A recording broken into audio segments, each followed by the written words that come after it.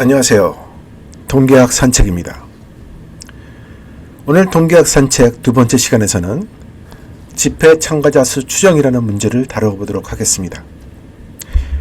일상에서 접하는 뉴스 속에 통계학의 핵심 아이디어가 어떻게 숨어 있는지 함께 살펴보겠습니다.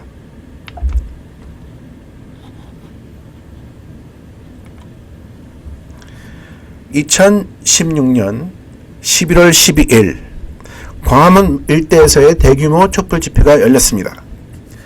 당시 연합뉴스 헤드라인을 보시면 사상 최대 촛불 집회, 주최 측 경찰 추산 인원 차이 여전이라고 되어 있습니다. 같은 집회를 두고 주최 측과 경찰의 발표 숫자가 크게 달랐는데요. 왜 그런 차이가 생기는지, 그리고 통계학은 이 문제에 어떻게 접근할 수 있는지가 오늘의 핵심 내용입니다. 먼저 양측의 추산 방식을 비교해 보겠습니다.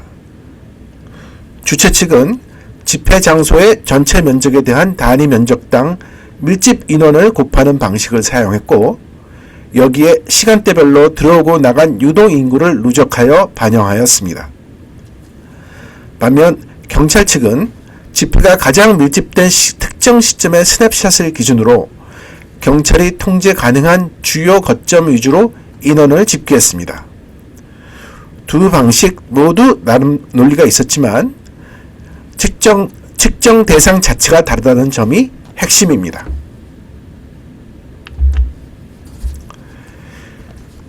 이러한 면적 기반 집계를 페르미 추정법이라고 부릅니다.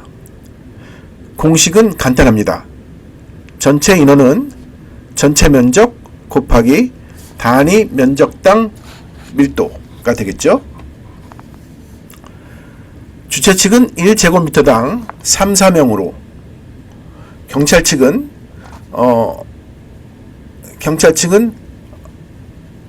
1에서 2명 정도로 간주해서 낮은 수치를 산출합니다. 이렇게 되니 주최 측과 경찰 측의 그 통계가 다를 수밖에 없겠죠. 결국 페르미 추정은 가정에 따라 어떻게 결과가 크게 달라진다는 것이 근본적인 한계를 가집니다. 이 한계를 보완하기 위해 다양한 접근법이 시도되었습니다. 스마트폰 무선 신호를 활용한 빅데이터 접근법이라든지, 또는 천문학에서 별의 개수를 세는 방식과 동일한 원리로 촛불의 숫자를 세는 천문학적 접근법 등이 있었습니다. 그리고 오늘 우리가 집중적으로 살펴보고자 하는 것은 지하철 승객 통계를 이용한 방법이 있겠습니다. 지하철 승객 통계를 이용한 방법을 소개하도록 하겠습니다. 서울시 자료에 의하면 2016년 11월 12일 광화문과 서울광장 인근 지하철역 12곳의 하차 승객은 86만이었습니다. 86만 1126명이었습니다. 이는 전년도 같은 요일 평균보다 약 51만 5천 명이 더 많은 수치입니다. 여기서 지하철 수송 부담률이 약 39%라는 점을 감안하면 이 51만 5천 명을 0.39로 나누어서 123만 명이라는 추정치를 얻게 됩니다. 그런데 이 논리 구조를 자세히 들여다보면 두 개의 화살표, 즉 두 단계의 추론이 있습니다. 총 하차 승객 86만 명에서 집회 참석 지하철 이용자 51만 5천 명을 뽑아내는 첫 번째 단계가 있고요.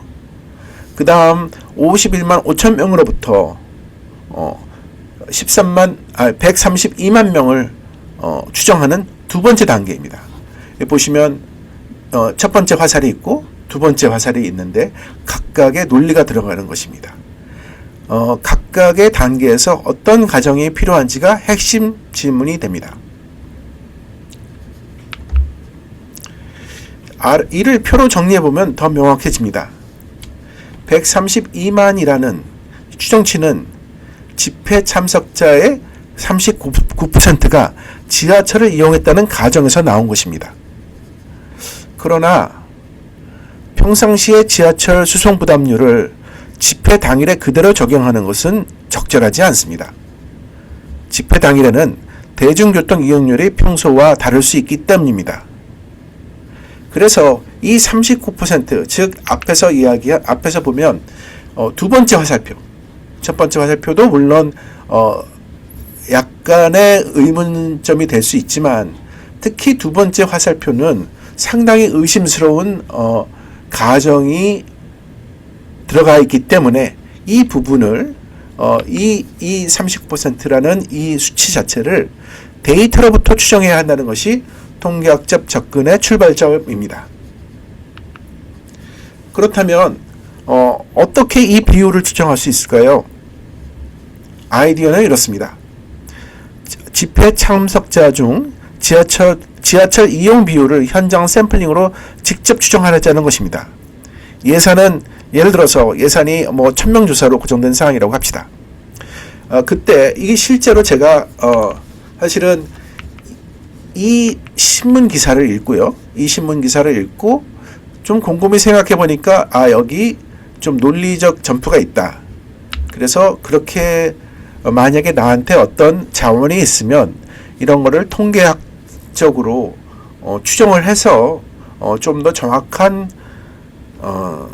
통계를 낼 수 있지 않겠냐라는 글을 페이스북에 올렸습니다.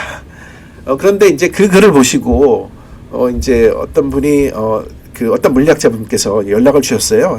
TV에도 자주 나오시는 분인데 그분께서 이제 이거를 그러면 같이 당신께서 방송국을 설득해 볼 테니까 이걸 같이 해보자 해가지고 이제 이거를 하나의 작은 프로젝트로 진행을 실제로 했습니다. 근데 이제 어떻게 할 것인가, 어떻게 이 데이터를 얻어서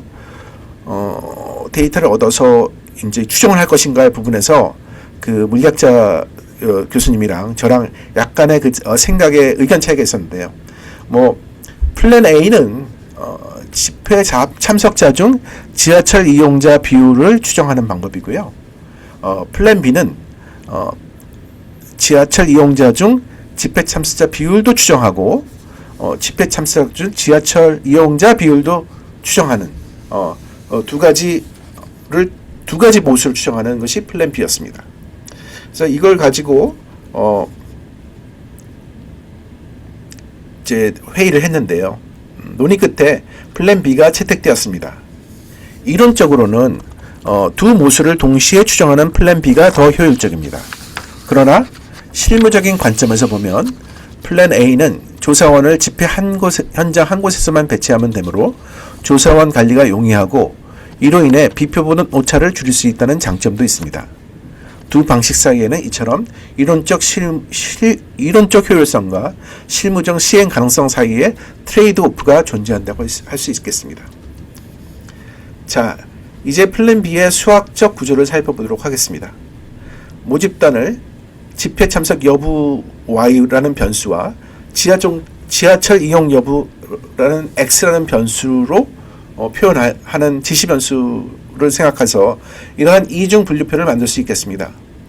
우리가 추정하고 싶은 것은 집회 참석자 총수이고요. 이를 추정하기 위해서 이게 빨간색으로 한 이것이 우리가 알고자 하는 것이고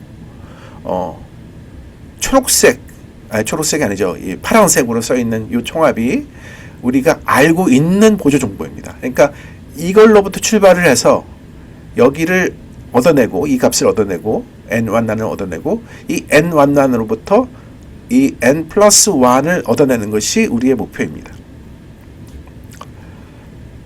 그래서 이를 추정하기 위해서는 두 가지 모수가 필요한데요. 이 공식을 보시면 이것은 간단한 확률 공식인데요. 이 공식을 보시면 결국 우리가 원하는 이 n1 플러스를 계산하기 위해서는 여기에 n 플러스 1을 계산하기 위해서는 n1 플러스로부터 이 두 개의 파라미터를 추정을 해야 된다는 이 두 개의 파라미터를 알아야 된다는 것이고 그 두 개의 파라미터는 표본으로부터 추정을 하는 것이 우리의 기본적인 아이디어입니다. 실제 분석 결과입니다. 최종 그렇게 해서 실제로 조사를 했습니다. 조사를 했고요. 조사원들이 급파돼서 조사를 했고 이런 통계를 얻었습니다. 지하철 이용 참석자 55만 명으로 추정이 되었고, 그 다음에 다른 교통수단 이용 참석자가 23명으로 추정이 되어서 총 집회 참석자는 78만 명으로 추정되었습니다. 이 방법은 레이시오 추정의 형태이므로 신뢰 구간 계산도 가능하다는 장점이 있습니다. 흥미로운 점은 이 조사를 의뢰한 언론사가 실제로 비용을 지불하고도 여론을 의식해서 최종 결과를 공개하지 않았다는 사실입니다. 통계 결과의 투명한 공개가 얼마나 중요한지를 역설적으로 보내주는 사례라고 할 수 있겠습니다. 다만 이 추정치는 실제보다 과소 추정되었을 가능성도 있습니다. 플랜 B에서 지하철 하차객 인터뷰는 혼잡한 환경에서 진행되었기 때문에 조사 원칙을 지키기 어려운 상황이 발생되었고, 그것이 아마도 비표본 오차로 이루어졌을 것으로 생각됩니다. 이 분석 결과를 해석할 때 한 가지 중요한 점을 짚고 넘어가도록 하겠습니다. 약 78만 명이라는 추정치는 실제보다 과소 추정되었을 가능성이 있습니다. 플랜 B에서 지하철 하차객 인터뷰는 혼잡한 환경에서 이루어지기 때문에 조사 원칙을 제대로 지키기 어려운 상황이 발생했을 것이고, 이것이 비표본 오차로 이어졌을 것으로 판단됩니다. 이는 플랜 A와 플랜 B의 트레이드 오프를 다시 생각하게 합니다. 이론상으로는 플랜 B가 맞지만 실제로는 실무적으로서는 플랜 A가 더 효율적이었을 것으로 생각되겠죠. 그래서 이론적 효율성만으로 설계를 결정해서는 안 되며 현장 실행 가능성을 함께 고려하는 것이 좋은 샘플링 설계의 핵심입니다.